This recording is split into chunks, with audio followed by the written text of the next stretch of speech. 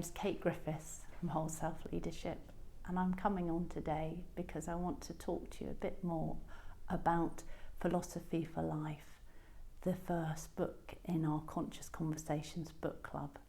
And before I get into that, and I'll be focusing primarily on chapter 5, which looks at Epicurean thought and the pros and cons of that, or at least some thoughts that I have about it. It's not the whole gamut, because obviously you can read the book for yourself, but I will be posing some questions.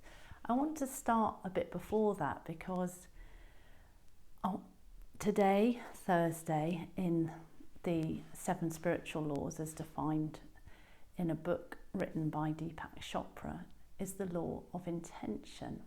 And it felt really relevant to mention this because I had a thought about having a book group a long time ago, at least a year if not more, and I never felt quite the right time to set it up, so I didn't.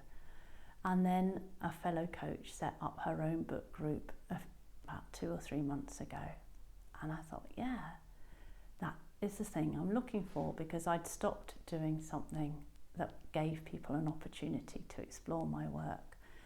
And I really wanted the opportunity to bring people together to have a conversation about consciousness, but in a structured way through looking at ideas, spiritual and philosophical ideas as they come up in a book. So I knew which my first book was going to be. It was going to be Philosophy for Life. And here's the thing, when I first told my mum that that's what I was going to do, she's like, oh, you can't charge for a book group, nobody will pay for that. And initially I felt a bit down and a bit like, oh, maybe she's right. And then I thought, I'm not going to pay too much attention to that. And I also worked with this gorgeous spritzer, Coral Angel, which is about manifestation. And I can tell you, it really, really works. Because at the time, initially, I only had about 2 people signed up for my book group. Working with the Coral Angel and tuning in and raising my own energetic vibration, I got inspired to do my first ever LinkedIn Live, and I got some fabulous feedback from it. And that came about because a friend of mine felt that I hadn't been clear about what the book group was about. And now there are 10 lovely souls in the book group, which is wonderful. So that's the first thing. Never give up.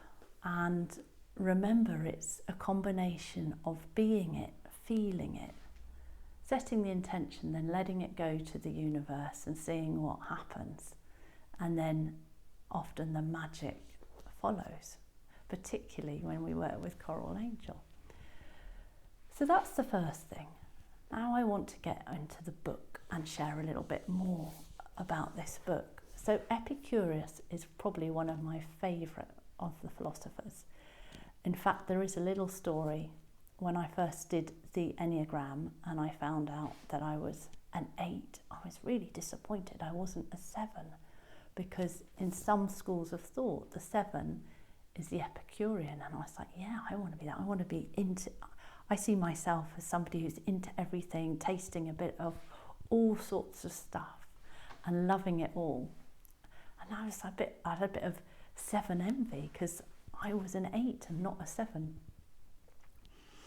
And as I've read more about Epicurus by reading this book, I realised that perhaps we haven't always understood what he was about.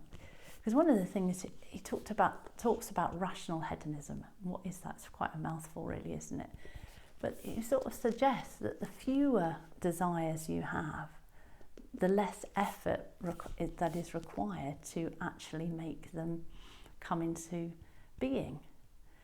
And so I think that's a really interesting concept to start with.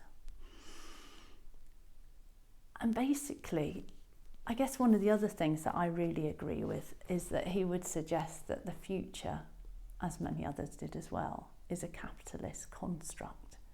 Because we're always then, if we're tied up in that, thinking, well, I can stop working when I've earned this much money or when I've paid off my mortgage. And he would argue, why do you need a mortgage? Why don't you just rent?